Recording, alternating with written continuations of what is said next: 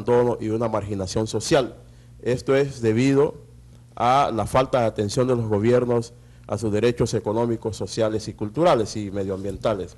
Entonces, por ahí se va a encontrar que estos pueblos están en una situación de vulneración y vulnerabilidad en el tema de derechos humanos. Así es. Y son importantes estos temas si tratamos de pues ir desarrollando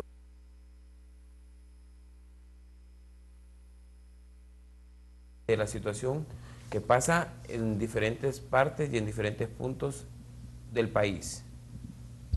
Y es importante ir despejando algunas dudas que la población tenga en cuanto a este tema.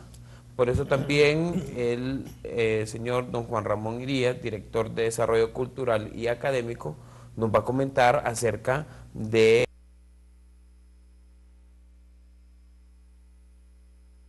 cómo se está trabajando en los diferentes programas culturales para dar a conocer, porque mire, ahorita tenemos un grave problema.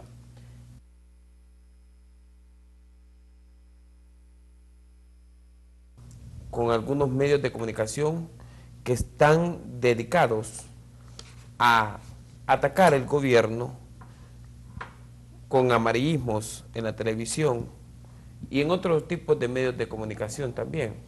Pero ¿dónde está la cultura del hondureño? ¿Dónde está eso que nos enriquece al ser altamente...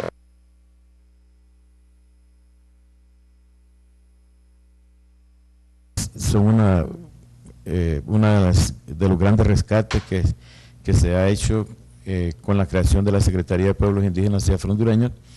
Recordará usted que allá por la década del 90 el movimiento indígena y afrohondureño era invisibilizado.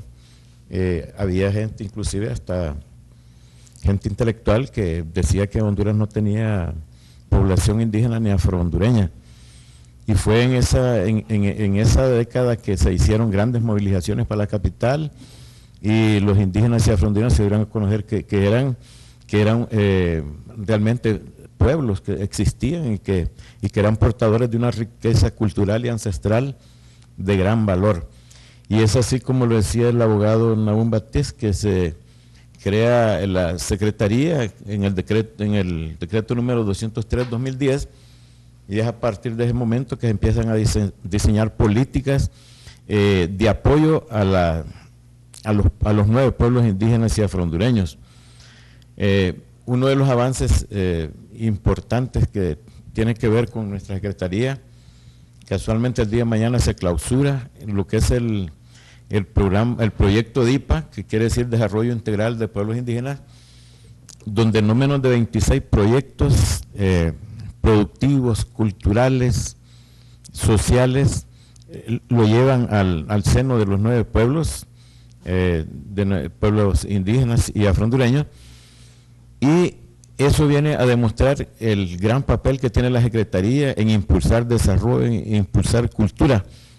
Y lo que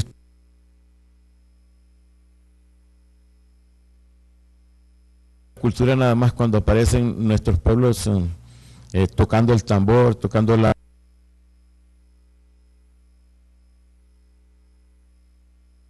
cuál es el aporte que dan nuestros pueblos indígenas. Y usted recordará que el gobierno actual ha estado apoyando todo el esfuerzo que hace la Secretaría a favor de los pueblos indígenas, y es una cuestión que tenemos que valorar, ¿verdad?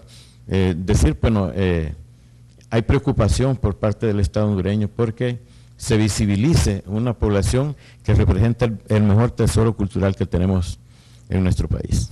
Dentro de estos proyectos que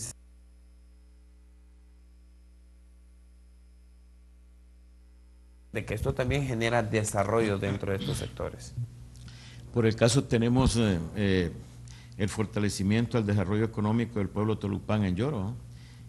Son iniciativas productivas,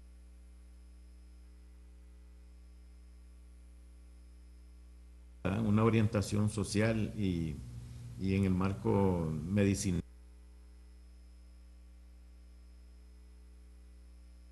Diferentes partes. Tenemos el rescate de la cultura y la lengua con jóvenes niños.